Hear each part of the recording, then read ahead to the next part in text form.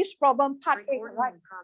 Would you expect every bag of grapes to weigh exactly 1 kg? The chances that I won't expect, because the chances of a bag to weigh exactly 1 kg is almost zero. All right? Because I can't get exactly 1 kg. Yeah, because grapes, they have different size, different weight. Okay, then he said, in what range of weight would you expect? So I would say, as from a customer point of view, I would expect every bag to be more than 1 kg. Because you claim you have 1 kg, right? You give me more, I won't complain. You give me less, I will complain. So that is my point of view. What would you? I say, I, as a point of a customer point of view, I will expect. That's why every time when I went to the market, I go to the market and buy fruits, correct? And I said, 1 kg. I said, sure, you weigh and see. You really put in the weight, man, more than 1 kg for you. So you see, that is in the aspect of the customer. Okay, and as a person who pack, they also want the customer to have more than less. Okay, but I wouldn't expect the bag of grapes to be like 1.4 kg, no such thing. So the highest it will go to me is about 1.1 kg. You see or not? That is how you answer this kind of question. Do you get me? Got it? Okay, huh? What type of graph will I get? Okay, if I plot, this is the weight, and this is the frequency. So chances of getting 1 kg may not be, but most of them will be very near 1 kg. Correct? And I can't really plot a graph of like 1 kg, 1.1 kg and 2, because when you talk about measurement, something, actually anything that is measurable in statistics, anything that is measurable, that kind of variable will be, we call it a continuous variable. Continuous variable. And this is the thing that we will study in chapter 8. You can't get a discrete variable like 1 kg, 1.1 kg, 1.2 kg. Do you get me? So discrete and continuous. Discrete means it's called countable. So when we talk about variable, we have two. So that means if I plot the graph, I will plot like a histogram or a bar chart. I will plot like a bar chart like that. The kind of in a range, the kind of things. And the shape of this distribution, you will go to like, it doesn't, it's not symmetrical. It's skewed right. That means more towards the right of 1 kg here. So when I build the table here, if I measure many bags, in your high school, you learn this, correct? You say this is the weight. You put the range. Okay, from 0.9 to 1.1. Then after that, you get the frequency, correct? Then from 1.2 to, what is the class size here? 0.2. 9? 0.2, man. Haha, you forgot all about your class size there. Hi, yeah. How to count class size?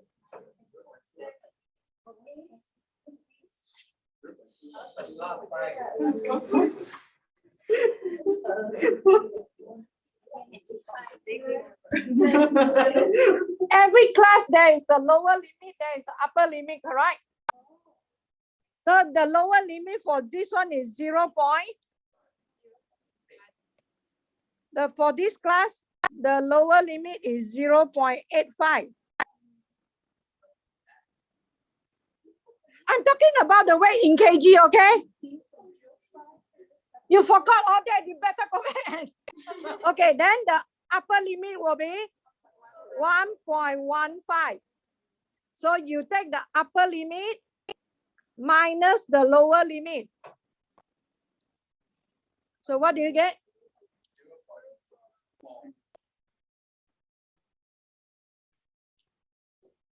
Wow, now I know. My student don't know how to count class size. So now I teach you how to count it. Upper limit minus lower limit.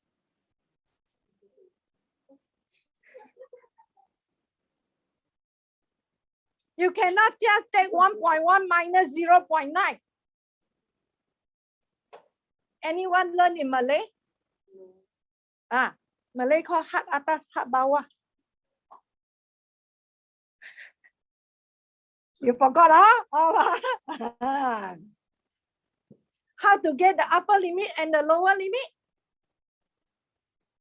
The upper limit for this class is the lower limit for this class.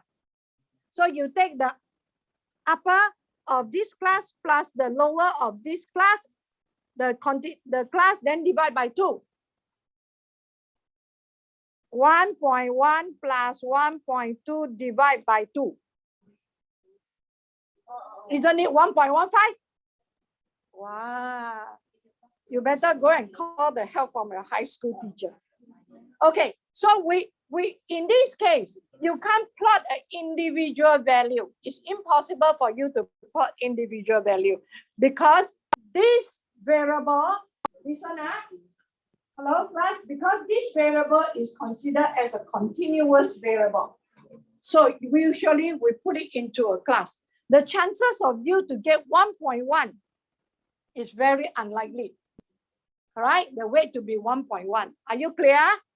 Okay, so that is how you get. Okay, this is, yes, any questions? Yes?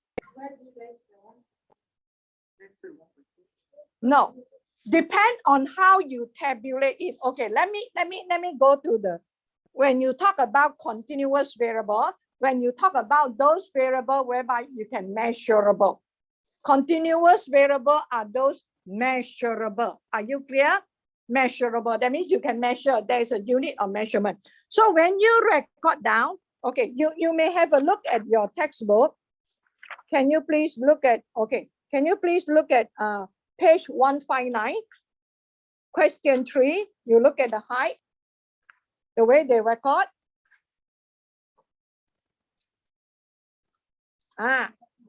They record it in this way, but in our high school, we record it is in this way, the other way.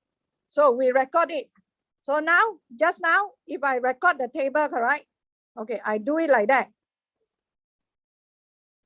Okay, this is the weight of a bag in kg. Okay, so I put the first class is 0.9 to 1.1. So if I want to record it as a class upper limit and lower limit, here I will put 0.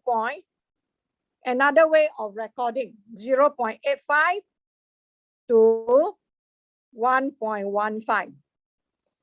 So the next class, if I want it to be equal size, I can also have class that is unequal size, okay? But usually we learn equal size. So here will be 1.2, here will be 1.2, 1.3, 1.4. I count using my finger. 2, 3, 4. So here will be 1.15, here will be 1.45. You see or not? So from there, you can know your class size. From here, you can't. If you want to know your class size, you can 1.4 minus 1.2 plus 0.1. Do you know the meaning or not? Okay, so if not, I do it for you. I explain in this way. So here is your 0.9. 0.9, 1.1, 1.0,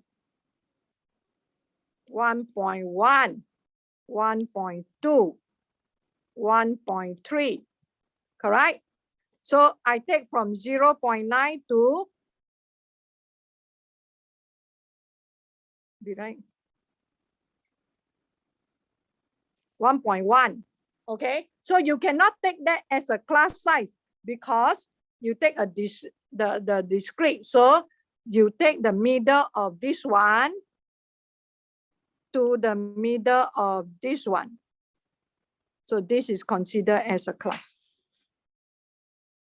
Then from here, you go to here. That's considered as another class. So this is called the class size. Hello? This is your 1.4. So you take, this is another class size. So this size, isn't it, is 3, 0.3. Yeah, middle to middle. Are you clear? So the class size is all 0.3. So after that, you get the frequency. Then you plot the histogram. So when you plot the histogram, you put the upper limit and the lower limit, correct? So there is histogram. When you talk about bar chart is something. What is the difference between histogram and bar chart? These are all called presentation that you have learned in high school. What is the difference between histogram and bar chart? Bar chart cannot join together. Histogram, when you draw your histogram, you present your histogram in this way. You put here 0.85, then you draw. The next one, 1.15, then you join together. Are you clear? That is called histogram. Bar chart, you don't join together. When you draw bar chart,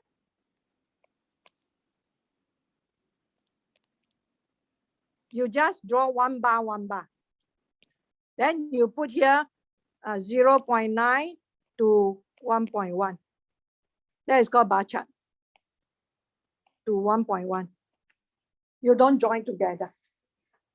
So you have to know the difference between histogram and bar chart. So the second part of it, the part C for this particular opening problem is to tell you that how you present your data. If I don't want, I also can present it as a line graph.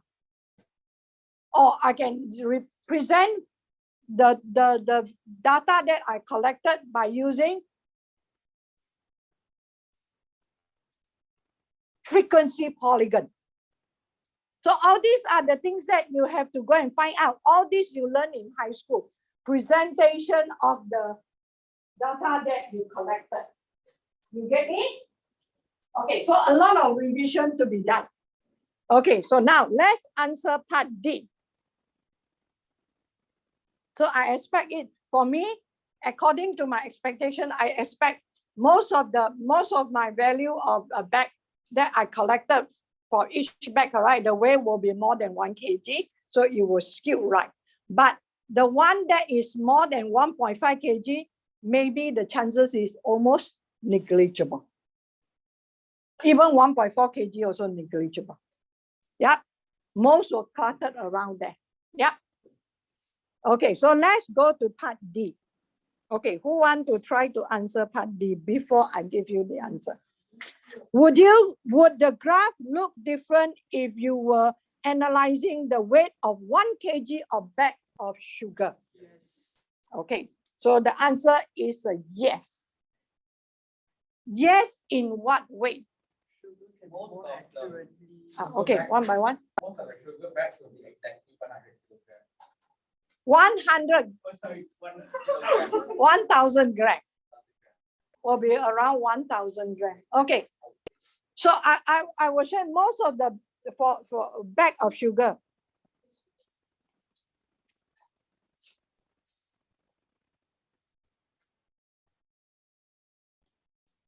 Okay, weight of a bag of sugar will be, okay, what is the range you think? You may have some very less.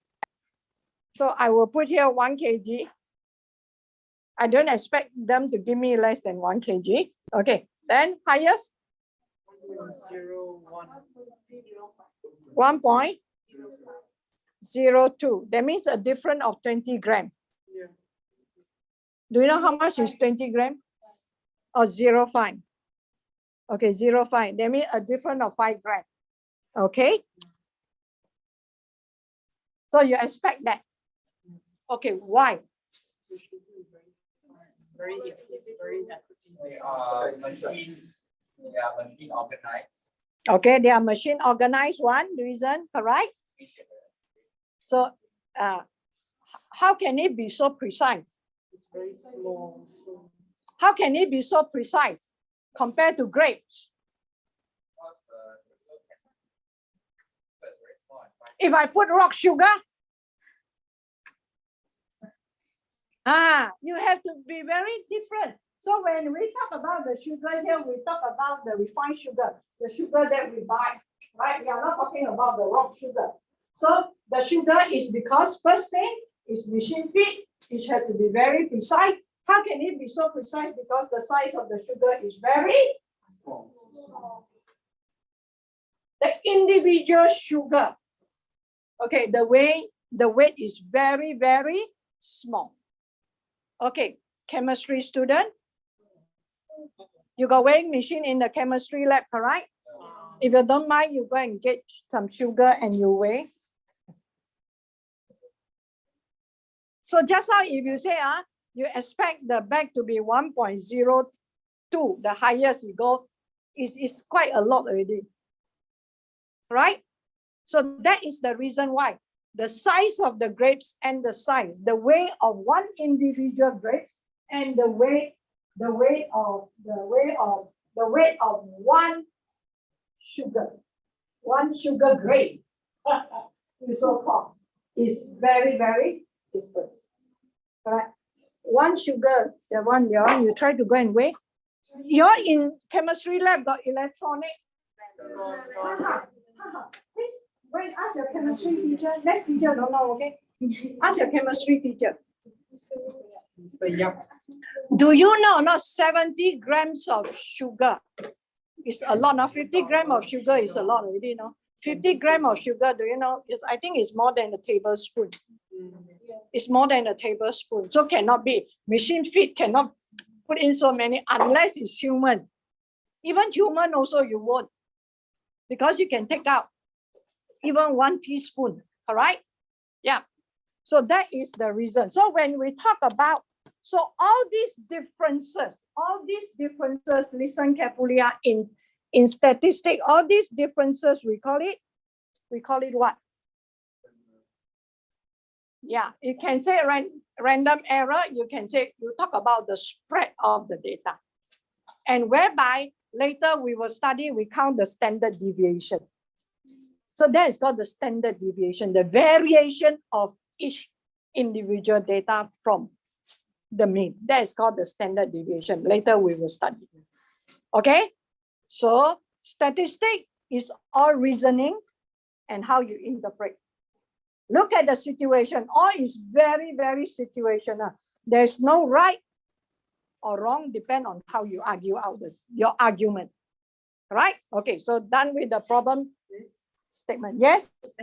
P5 can argue our answers. You try to argue. If your reasoning is not good, then I fail you. You see or not? So I'm not saying cannot, but you must know.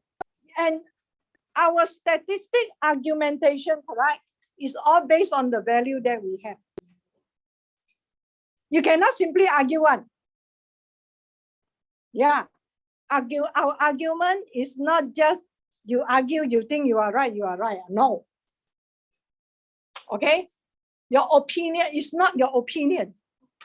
Your argument all based on the number that you get. Like for example, here I argue out. Why is it like that? I have a reason. I have a very valid reason. I compare the size of the grape and the size of the sugar. You see or not? So the argument must be logic. So then if your answer is wrong, can you your wrong answer. No, You say, you won't. It never happened before. Okay. So done, huh? Okay. So now, key statistical concept. Okay. A. So data, you know. So the definition that you please quickly read through.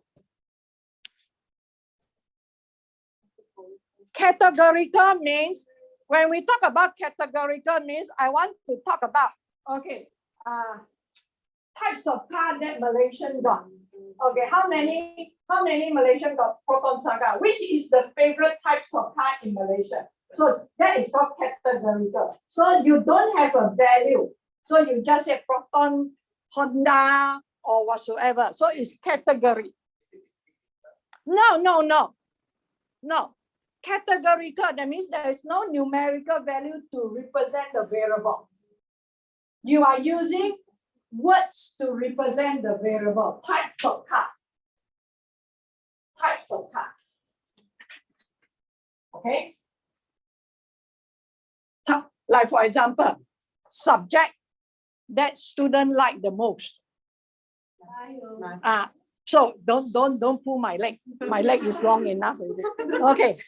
So understand or not? So that is called categorical. That means categorical, usually when we present categorical data, we use what? We use bar chart.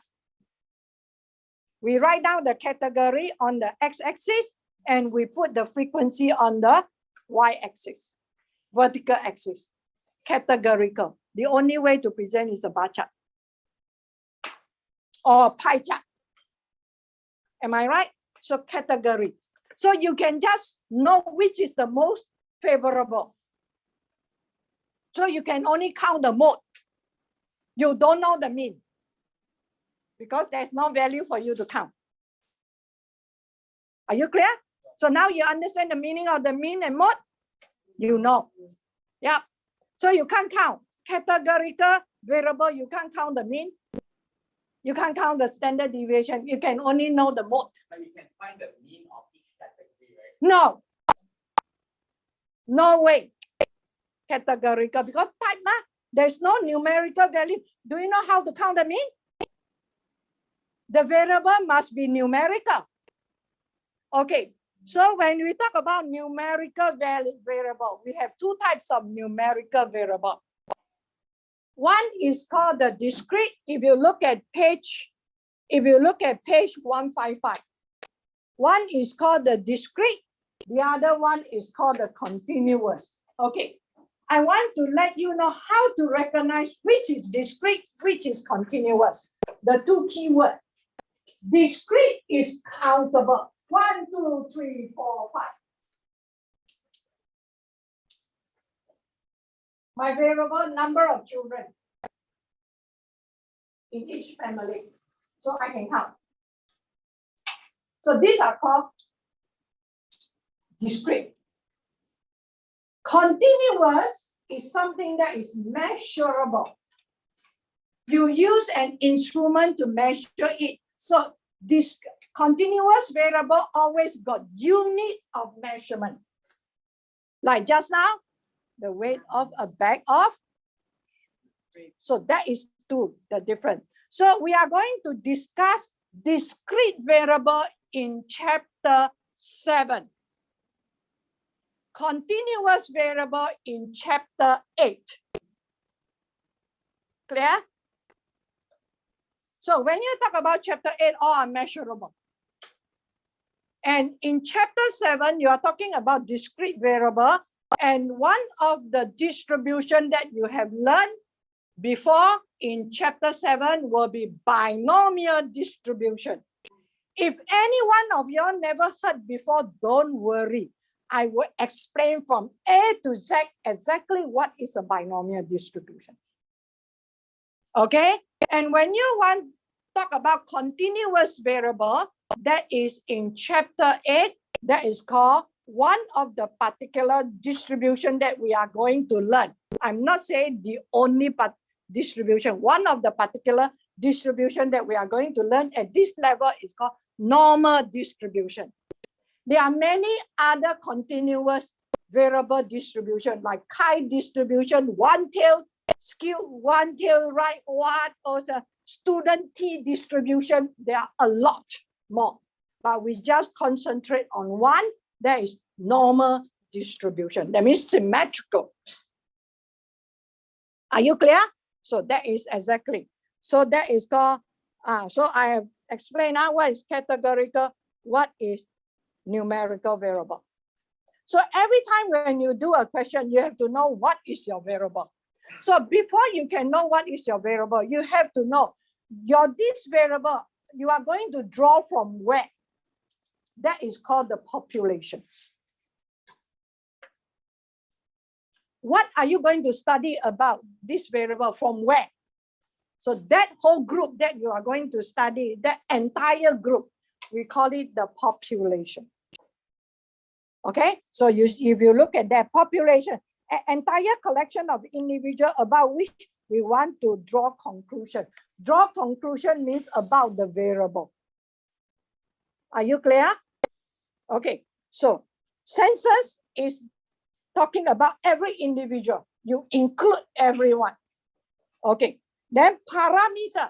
Parameter is the variable about the population that we want to study about. A numerical quantity. So parameter must be numerical quantity. So when you talk about categorical, it doesn't include here. Categorical, you can't count.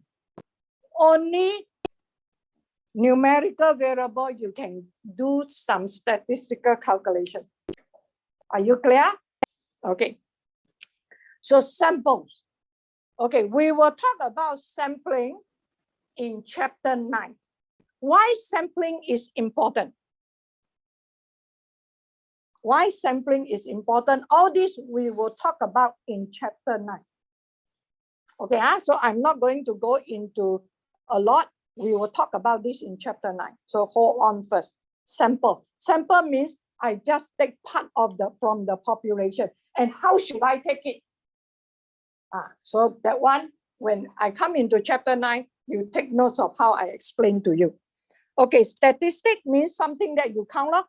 Quantity, quantity calculation from the what we gather. You can count the mean, you can count the standard deviation, you can count the probability, you can count later in chapter 9 confidence interval. So these are all called statistics. Okay. Then distribution. There are 3 types of distribution. We'll talk about this in detail in chapter 8. How are we going to recognize whether the distribution is symmetrical, positively skewed, or negatively skewed? This one in chapter 8. Please remind me if I didn't. Okay, outlier. Outlier means something that is way from the everyone in the population. Like for example, in the population of a bag of grapes that we got it from there. So it's all is around 1 kg or more. So it's around 1 kg to 1.1 kg. So I suddenly got one bag, 1.9 kg. And that is the outlier. That is called the outlier. Way far away from the norm. Are you clear? That is called the outlier. So what should we do with the outlier? Later we will talk about it. Yeah. Okay. So tomorrow lesson, I will teach you how to use your graphic calculator to count the mean and the standard deviation and so on. Okay. Okay. So today's lesson is for you to get to know whatever you have done before. You make sure you know how to argue. That's it. Okay. So these are all revision. I tell you, your SAT 5, I will not ask all this, but you have to present this in your folder. Okay. Thank you, class. Thank you, Miss.